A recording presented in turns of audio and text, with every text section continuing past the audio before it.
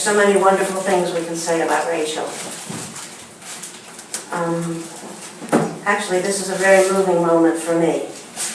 I don't know Rachel that much, but I feel very connected to her. And I have a great love and admiration for you. In 2008, she came here and presented a living room dialogue for us. I think the theme of it was prostitution. Is it a choice? And that question is very, very relevant to us today to be thinking about. I have been praying for you since that time. For you and for your Jims, those girls you love. I admire your courage and your crossing of many boundaries and your analysis, your smarts, and your courage to speak out to those who can make change.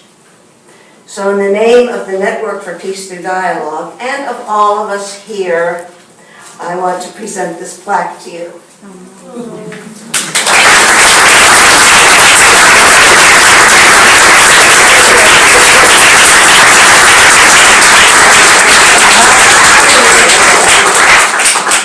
The plaque says, "The Network for Peace Through Dialogue honors Rachel Lloyd, woman of compassion and commitment, healing and empowering girls, educating the community, advocating for structural change.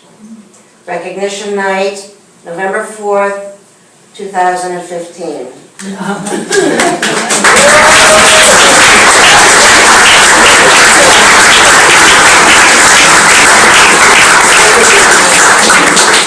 Rachel is going to say a few words to us.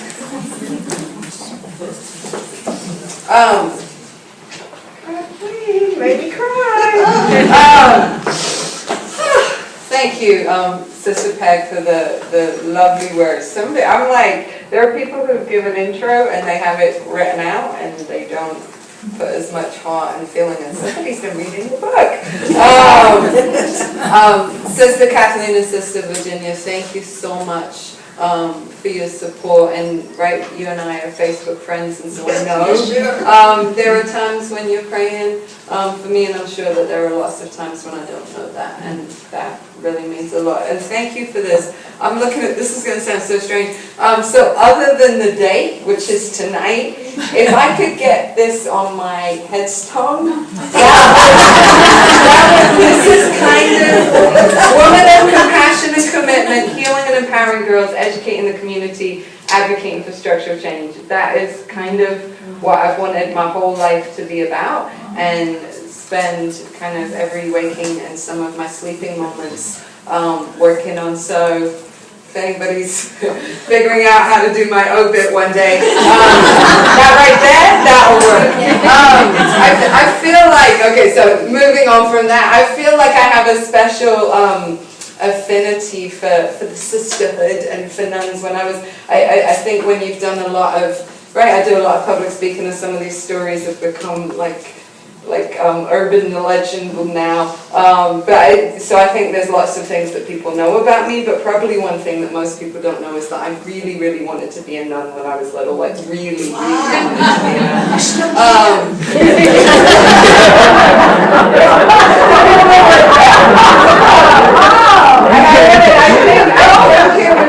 I think it was inspired. I want to say it was the nun story, maybe, Ingrid Bergman, Audrey Hepburn, one of those.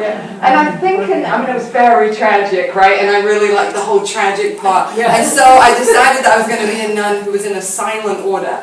And so I took a vow of silence, and I must have been about 6 or 7. And so that didn't last very long, as you can well imagine. And so I think God definitely recognized that silence probably wasn't, silence and a vow of poverty and a vow of chastity probably wasn't the way I was going to go with my life. But fortunately he had plans that would allow me to do some of the advocacy work and the supporting the community work as well. So I do have a special little thing in my heart for nuns. So I just want to say, just briefly, I have to say that just seeing the young women, how old them were they? They were so good. Like really, really, I wanted to cry. I'm having one of those nights. But I felt like, right, my hair was standing up on end, and I was like, this is so beautiful. And I was looking at them, and I was thinking, you know, they were in their little schoolgirl uniforms. And I was thinking, right, that was a uniform that I used to wear. I was in a private school when I was like 12, 13, and we had to do very, very similar, kind of the grey and the blue. And right, you try to funk it up with some like different niche socks. Right, there's originality in the shoes or how you do your hair, but you kind of, and I was thinking about, you know, just the promise and potential of the young women who stood before us tonight. How, I mean, just right, they're beautiful and glowing and young and talented and fresh. And I thought about the young women that I serve and how rarely people see the young women that I serve in that way. Right, the young women that I serve, you know, and the comments range from anywhere from, she's really hardened. How old is she? 13, but she's really hardened, or that she's made these choices, or she likes it, or she wants it. And so those ideas about, right, when we were fighting for the Safe Harbor Act in New York in 2008, became the first state to prevent the prosecution of children who couldn't even legally consent to sex because they were too young to consent to sex under New York state law, but were being prosecuted. From up in Albany, one of the memos that floated around was, these young people are on a life path that will lead to incarceration anyway. Right, and so those ideas about who our young people are based on race, based on class, based on the zip code that they were born in, based on their growing up in the child welfare system, based on the trauma that they've already experienced, this idea that as a victim you are forever marked and marginalized, and right, there's no hope left for you, and even in the last couple of years, as we've begun to see, it's really taken the last 2 years where we've begun to kind of integrate the idea of trafficking into what's happening to American kids, to American girls and women. And that's taken a really long time, and I want to commend Network for Peace for in 2008, several years before anybody else was really talking about that, for beginning that dialogue. But right, as we're beginning to kind of have that recognition in the last really 2 years to 18 months, right, and MSNBC is doing Sex Slaves in America specials, and there's all this kind of stuff happening. There's still this idea that if we rescue victims and we put them in a corner somewhere, and then we just, right, forever they're going to be victims. And that idea is just as damaging and just as harmful as all the other stigmas and all the other ideas. And so, right, there are times when people say, you know, this work must be really hard. And there are days, right, I've had some days recently that have been, right, really, really painful. We just lost one of our young women. There are times that are really, really hard, and there are things that we see that are, right, make you question humanity, make you go home. And there are nights when I have a group, I run a weekly group with my young women, and they're in every Wednesday, and there are nights where I go home from group, and I'll often call Julie, our chief program officer, on the way home and say, I don't get how we live in a world where I've got 15 girls in my group and they have all been sexually abused, they've all been violated, they're all struggling with their relationships with their mothers who are like all of this pain and all of this violence. And there are times when, right, that can be incredibly overwhelming, and right, your heart is just heavy. And there are times, right, as a woman of faith, where I don't understand God, and I don't understand why some things happen in this world, and I don't understand, right, why girls go through, why any child goes through any of the stuff that they go through.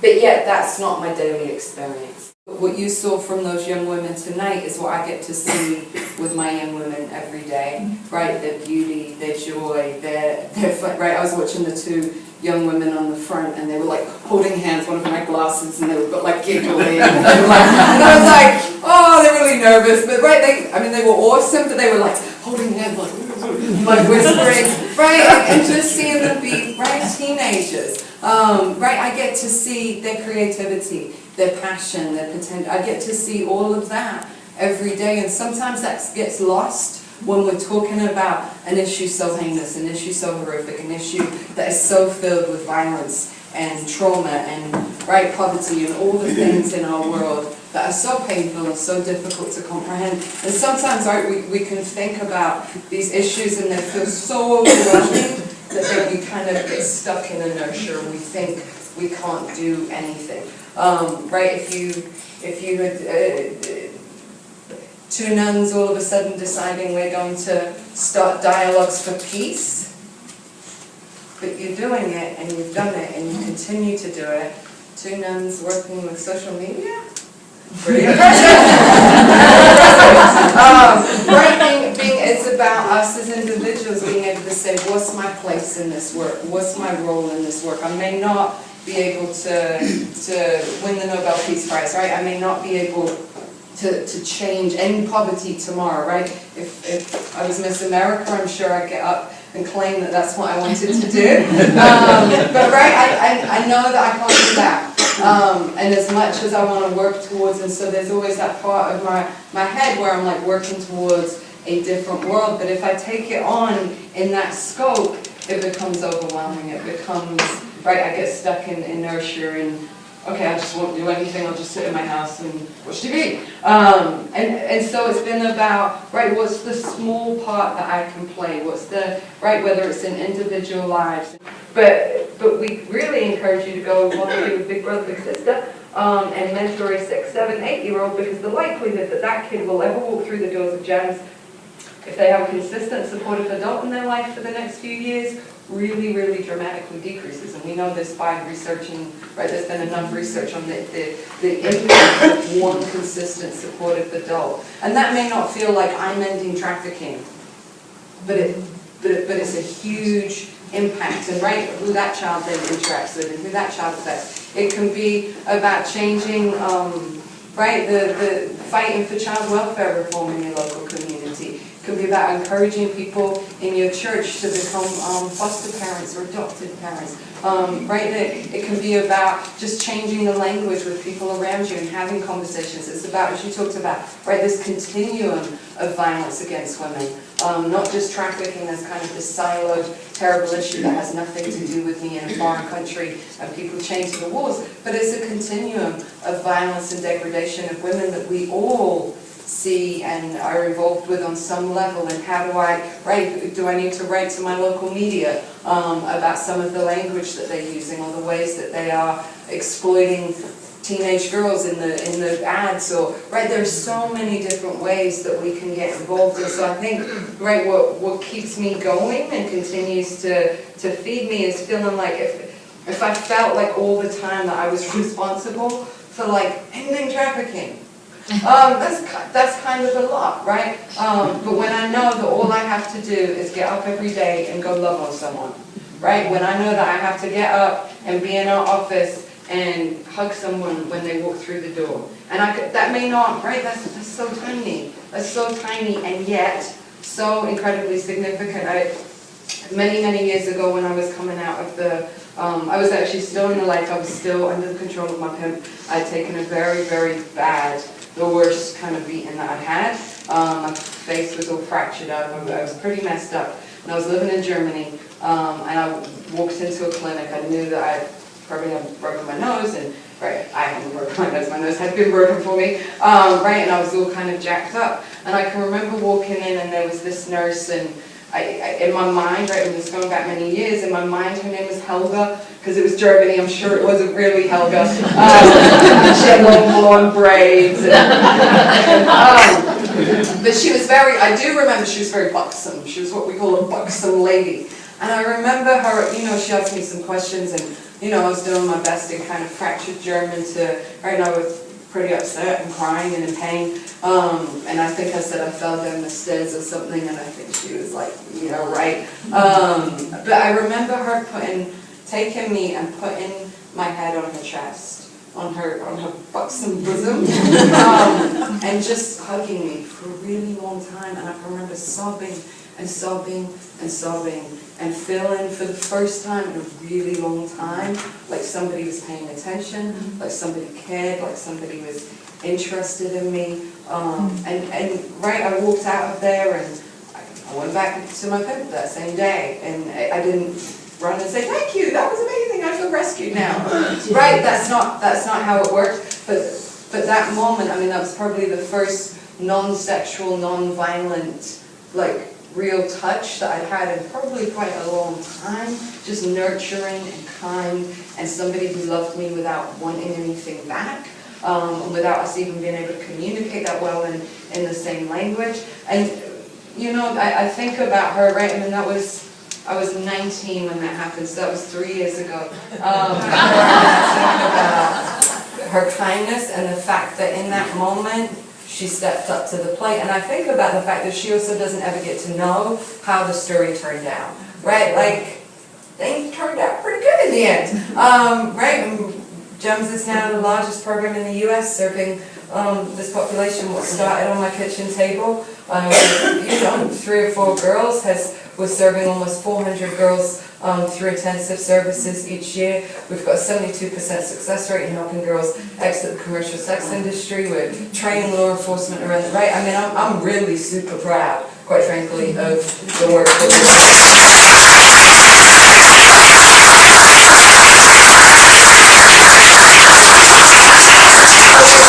I don't know her name. I don't get to go back and say thank you, right? And there are many people in our lives where they'll never get to come back and say thank you to us. We'll never know the impact that we've had on someone's life. And if we're looking for that, right, that can't be our role in doing this. So, you know, you want to rescue someone and then be grateful. Right?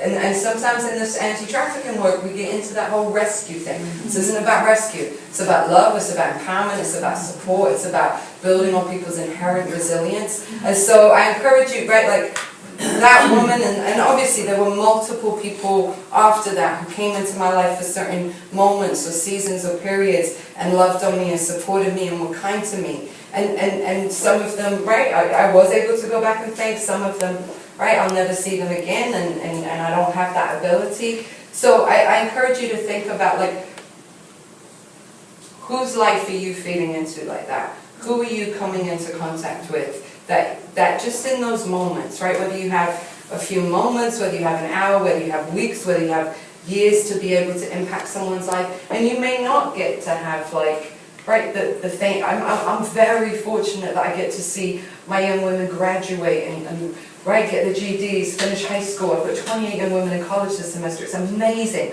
But right, that's a privilege. That's icing on the cake.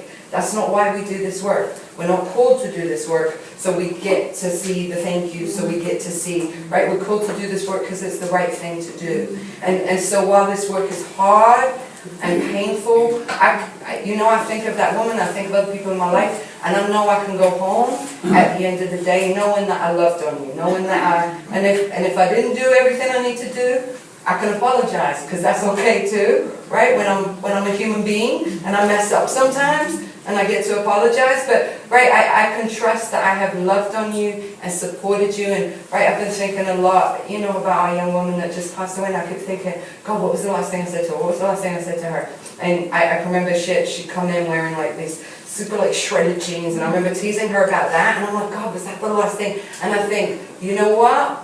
I'm almost sure that the last thing I said was I love you, because that's always the last thing I say to all of the girls and young women, right, who come in and out of the door. And so I have to trust that that's our part. All we can do is plant the seed and allow, right, somebody else may be coming along and watering it. Maybe we get to see the seed come to fruition, maybe we don't. But that's not what we're called to do. You don't have to be running out doing outreach at 3 o'clock in the morning or running into brothels, rescuing, right? That's not the work.